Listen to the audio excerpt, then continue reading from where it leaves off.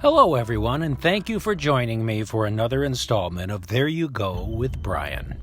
Today, we're going to take a look at the curious case of what happened in the desert outside Flagstaff, Arizona, back in the spring of 1965. Almost 60 years ago, a privately owned bus containing 5 men experienced a once-in-a-lifetime event that forever changed their lives. Now, the only reason this event is documented and remembered is because one of those men was the undisputed king of rock and roll, Elvis Presley. To give you a little bit of reference, Elvis had been out of the Army since 1960, enjoying great success making movie after movie in Hollywood. There was no doubt that Elvis was known all over the world. He was rich beyond his wildest dreams, but nevertheless, he felt something was missing. He never took to the Hollywood lifestyle. Yes, he had a home in Los Angeles, but there was no doubt Memphis was home. It was for that reason that he preferred to spend as much time as possible living in Memphis, Tennessee.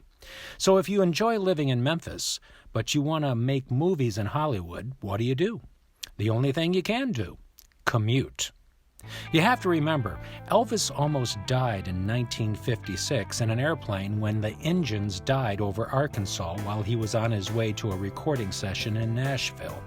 It was for that reason that Elvis's favorite mode of transportation was bus, his own private bus to be exact. So in March of 1965, at the age of 30, Elvis and his entourage loaded up the bus and left Graceland in Memphis to start the 1,792-mile journey to Los Angeles, California. They needed to be in Los Angeles in 3 days to make Elvis's 19th major motion picture, Harem Scarum. It was a bad movie, but they were all bad these days for Elvis. Oh, sure, he was going to make an easy $500,000 for 3 weeks' work filming, but everyone involved with this picture knew it was not going to win any Academy Awards. On the bright side, Elvis and the guys actually liked these drives, as it gave them a chance to get out on the road and away from the endless tasks at hand that were part of being a major superstar. They would also take turns driving the bus, so there was always someone fresh behind the wheel. As they reached Amarillo, Elvis himself slid into the captain's chair and started driving the big bus, going through New Mexico and on to Arizona. Elvis loved to drive the bus. It focused him on the task at hand and allowed him to get in touch with a part of who he was deep down inside. Just a kid from Memphis who used to drive a truck for Crown Electric Company.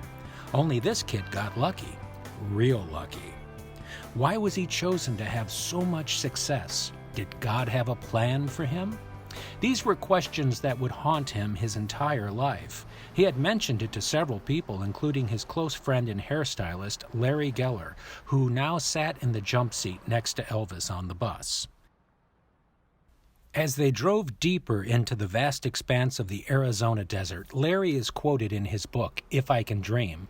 It was at this point Elvis said, "Man, I really needed this, Larry, to shake off the past and be alone with nature like this, away from everyone." Then Elvis became very quiet as they drove into the painted desert as the looming mountains caught the fading light. The sky an iridescent blue as it draped over the sacred mountains of the Hopi Indians. Bursting out of the silence, Larry heard Elvis shout, "Whoa!" He was transfixed on a massive cluster of clouds building over the San Francisco peaks. "Do you see what I see, Larry?" Larry looked up and instantly recognized the face of Joseph Stalin. It was right up there in the clouds. They watched it change shape and then disappear. But Elvis continued to stare at the clouds. It was at this point the clouds took on the likeness of another face. It was unmistakable and also instantly recognizable. It was, without a doubt, the face of Jesus Christ. Suddenly, he slammed on the brakes and he pulled off the road. He jumped out of the seat and burst out of the bus as he ran into the desert, telling Larry to follow. "It's God! It's God!" he yelled as tears came pouring down his face. "It's love! God is love!" He hugged Geller. He was now laughing and crying all at the same time, overcome by what had just happened. He explained how he initially feared the dictator's face was a projection of his inner self, and if true, he only wanted to die. But as he watched, the cloud transformed into the smiling face of Jesus. Elvis knew God had finally revealed himself. Elvis said, "Larry, when Jesus smiled at me, I felt every fiber of my being light up." "Can you imagine," he asked Geller, "what the fans would think if they saw me like this?" Geller told Elvis, "The fans would only love you more." By the time the two men had made it back to the road, Elvis stopped and leaned up against the bus, dropping his head and taking a moment to try to process what had just happened. He told Geller that he wanted to become a monk. What many don't realize about Elvis is he was not just a Christian, but he was a student of all the great world religions.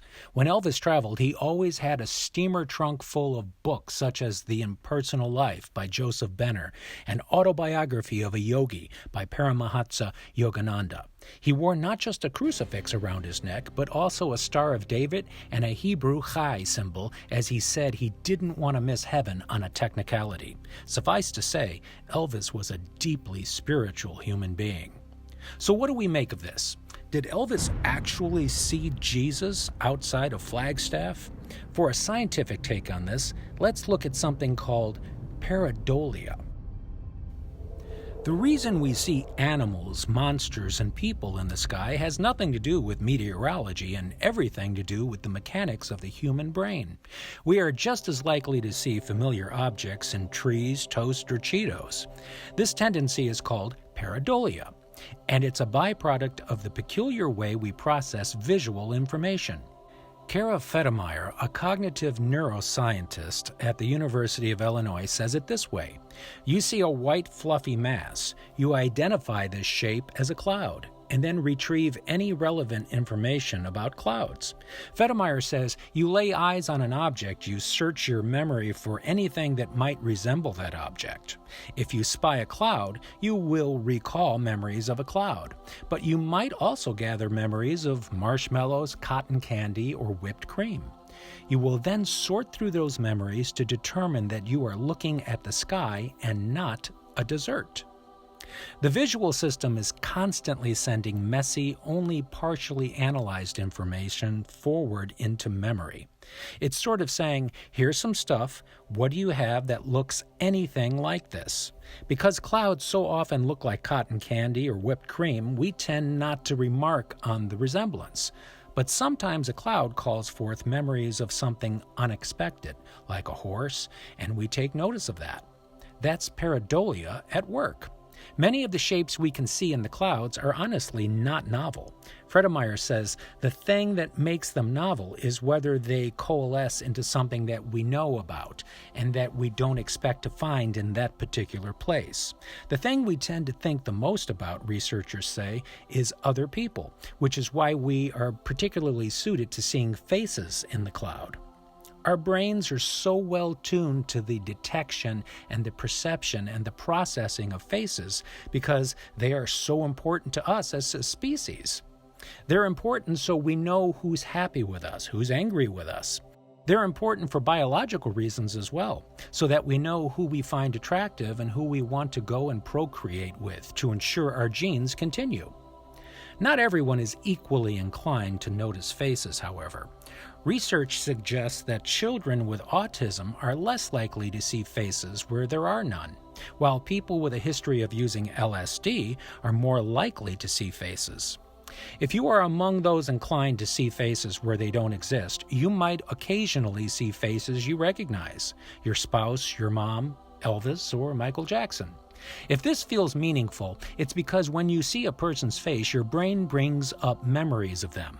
And that's true whether you see their face in a photo or in a cloud. Although it is interesting to think, why did I see this particular thing? It's not a Freudian sort of interesting thing. It's not revealing something deep about your psyche or your soul. Federmeyer says it's really just telling you something about how your visual system is working and how your brain works. So, did Elvis actually see the face of Jesus Christ in the desert back in 1965? Or were his eyes playing tricks on him and seeing what his brain wanted to see? Who can say? Once the bus arrived in L.A., Elvis went on to make his scheduled movie, and of course he would eventually go on to tour for the last 7 years of his life until he died on August 16, 1977, just 12 years after he had his holy vision. It is, however, interesting to note the bulk of Elvis's catalog of gospel music was not fully released until after his death in 1977. In 2018, a remastered version of Elvis's gospel album, Where No One Stands Alone, entered the charts at number 1. And according to the Recording Industry Association of America, that album makes Elvis the number 1 selling gospel artist of all time. Perhaps more than enough reason for Jesus to smile down at you from the clouds.